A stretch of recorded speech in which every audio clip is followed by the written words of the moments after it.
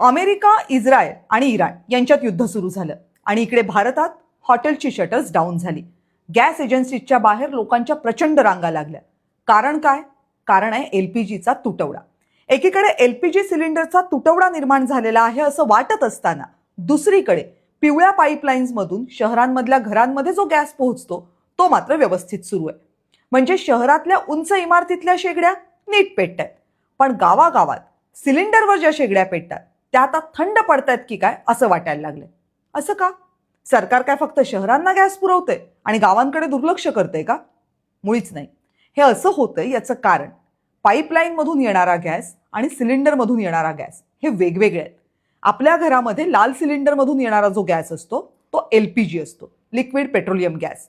हॉटेल्समध्ये सुद्धा हाच गॅस पुरवला जातो, पण तो निळ्या सिलेंडर मधून दिला जातो. जेव्हा कच्च्या तेलावर प्रक्रिया केली जाते तेव्हा त्या प्रक्रियेमधून पेट्रोल डिझेल मिळवलं जातं, पण त्याच प्रक्रियेतून हा एलपीजी तयार होतो. नॅचरल गॅसच्या प्रोसेसिंग मधनं सुद्धा एलपीजी तयार होतो. भारतामध्ये जेवण बनवण्यापासून ते अगदी उद्योगधंद्यांपर्यंत, कंपन्यांपर्यंत अनेक गोष्टींसाठी एलपीजी वापरला जातो. पण आपल्याला या सगळ्यासाठी एलपीजीची जितकी गरज आहे त्यापैकी तब्बल 60% एलपीजी हा आपल्याला परदेशामधून आयात करावा लागतो. आणि या 60% एलपीजी मधला 85% एलपीजी हा कतार, UAE या अरब देशांमधनं येतो.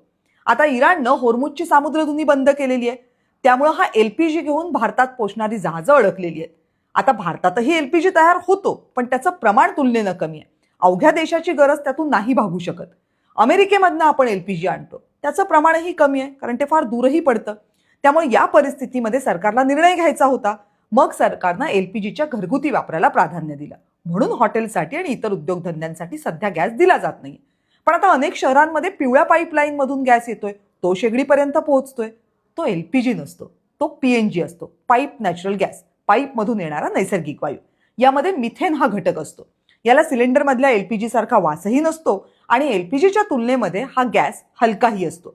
पीएनजी तयार करण्यासाठी काय वापरलं जातं? एलएनजी, लिक्विफाईड नॅचरल गॅस, म्हणजे द्रव स्वरूपातला नैसर्गिक वायू. पण सगळ्यात महत्वाचं काय? भारतात नैसर्गिक वायूचे साठे आहेत, त्यामुळे आपण या नैसर्गिक वायूसाठी पूर्णपणे आयातीवर अवलंबून नाही आहोत. आणि याहीपेक्षा महत्वाचं म्हणजे पाईप गॅसमध्ये जो वायू येतो तो भारतातल्या नैसर्गिक वायूतल्या साठ्यांमधून पुरवला जातो. त्यामुळे बाहेरच्या देशातल्या कोणत्याही घटकांचा पाईप गॅसच्या पुरवठ्यावर लगेच परिणाम नाही होत.